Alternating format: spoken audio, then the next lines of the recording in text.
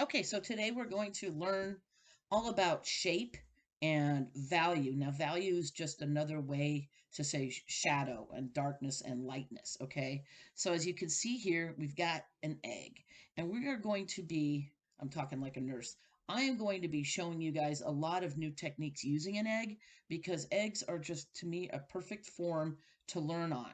So I have here an X-Acto blade, and I have here some pencils. Now, if you notice, I don't know if you can see it, but this is a 6B. The higher the number, the darker the pencil.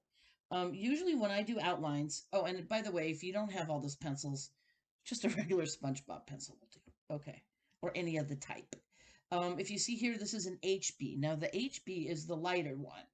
If you start seeing numbers like 2H, 3H, 4H, those go lighter and lighter. But an HB is the lightest pencil you'll need, and then it goes to a 3B or a 2B and then a 6B. So the here is the darkest, the graphite or the lead is lighter, medium, and dark. Okay. Now, when I sharpen a pencil that I'm going to be using for technical stuff, I usually sharpen it with an X-Acto blade. If you do this at home, please don't cut off any fingers. Okay. That would be really bad. So I have a paper towel here to catch the shreds, but as you can see, they're just flying.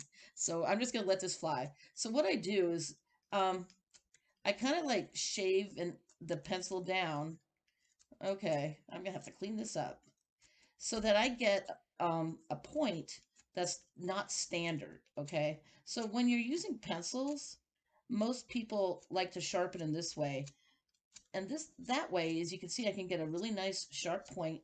And then once I do this, I can kind of carve little divots in them, kind of, to give me a nice surface that I can get all kinds of good stuff happening.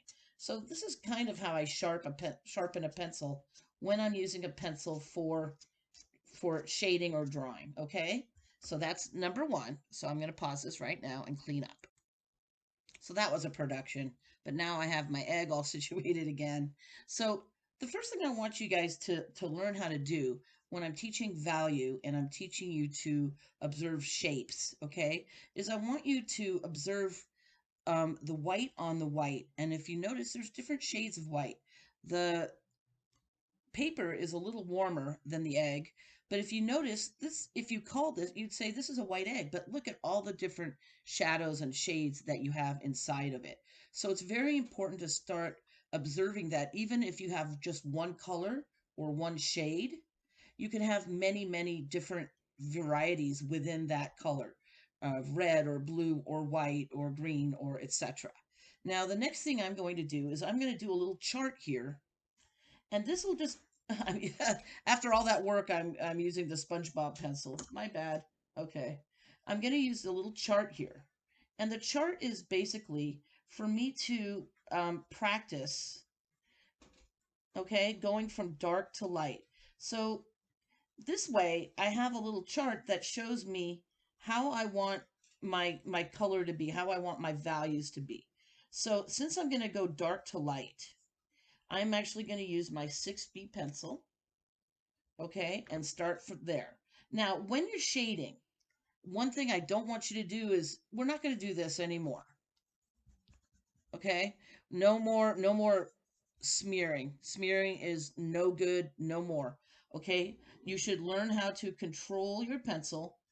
And how I do that is I just go in one direction very lightly, and I ease the pressure as I go on, and then I change my direction. And because I have all those nice divots in the pencil, you'll find that you have a nice smooth line. And what I'm going to want to do is go from dark,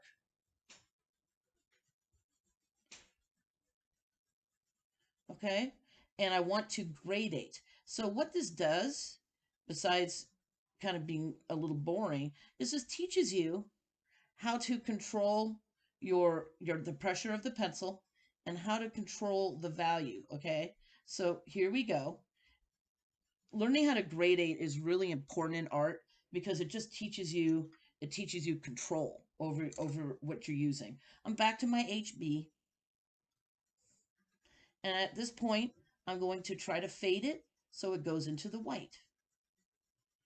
All right. White being the white of the paper being my lightest shade or value. Okay. And then I'm just going to go over it and make it pretty. Here we go. Awesome. Okay. So now this is how I want you guys to begin the egg. So the next thing I'm going to do is I'm going to start the outline of the egg very lightly. Now, I use my HB. I do not ever press with my pencil. No pressing, okay? Be gentle with the pencil. And how big should the egg be? Well, your egg should be about as big as the egg itself. If you go any smaller, it's hard to stay controlled. Okay, so the first thing I'm going to do is I'm going to do just the outer shape, okay? Like so. Now remember, you're going to see a different view of it than I do. I'm seeing it from the side and you're seeing it from on top. Now the next thing I'm going to do is I'm going to find the darkest dark. And I'm going to start with the darkest dark so that kind of anchors me. So for this, usually it helps to kind of squint your eyes. But if I notice here, this shadow here comes out about here. I'm going to outline it very lightly, okay? And that is my darkest dark. So once I do that, you're going to find that it really anchors your drawing. And now I'm going to go back to my 6B so I don't press hard, and I'm going to darken that area. I take my time on it. What you don't want is you don't want streaks. You don't want to see the art. You just want to gently just bring it out until you start getting that nice shade. I'm not going to finish this right now. All I'm going to do right now is just anchor my egg. And yes, I guess that's a thing, okay? So I'm going to finish anchoring this. I'm going to pause it so that you don't have to see me do this, okay? And then move on. And it's magic. Okay, now the next thing I'm going to do is I'm going to start deciding what is darker than what. So if you notice here, my egg is darker on this side here than the paper. So even though they're both white, as you can see, I'm bringing this shade out because this is my next shade. And if you notice, it's looking a little sloppy, but once you start, going back and forth with your pencil and you get that nice smooth line, okay, you're going to find that it's going to really, really come to life. Now, don't have any lines in here, okay? We don't want to outline it. There are no lines in nature, okay? So when you're shading, you want to kill that line. You want to just destroy it. No lines allowed, okay? So I'm going to finish this shade and you'll see how it's almost done. Oakley dokley. So now the next thing I'm going to do is I'm noticing that when I look at the top of my egg, actually it's the paper that's darker. So I'm going to shade out from this line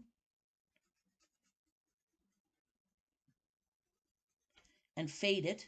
But I've learned how to fade it because of my gradient that I did, my little box that I did.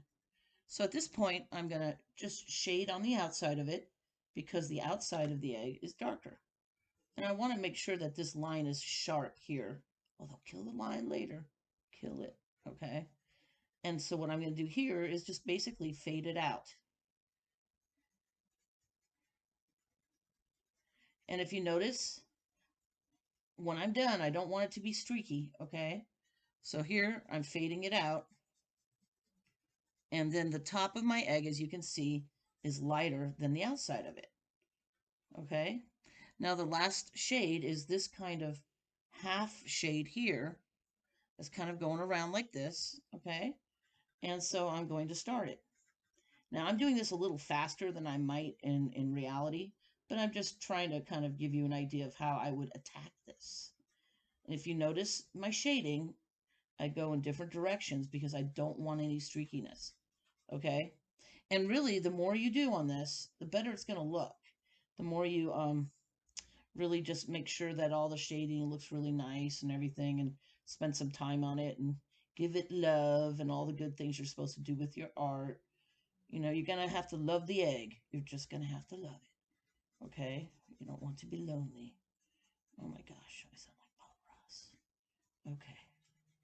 So basically, We're going to have a finished product in a minute. I know this isn't the most exciting thing to watch. Your teacher shade an egg. Okay.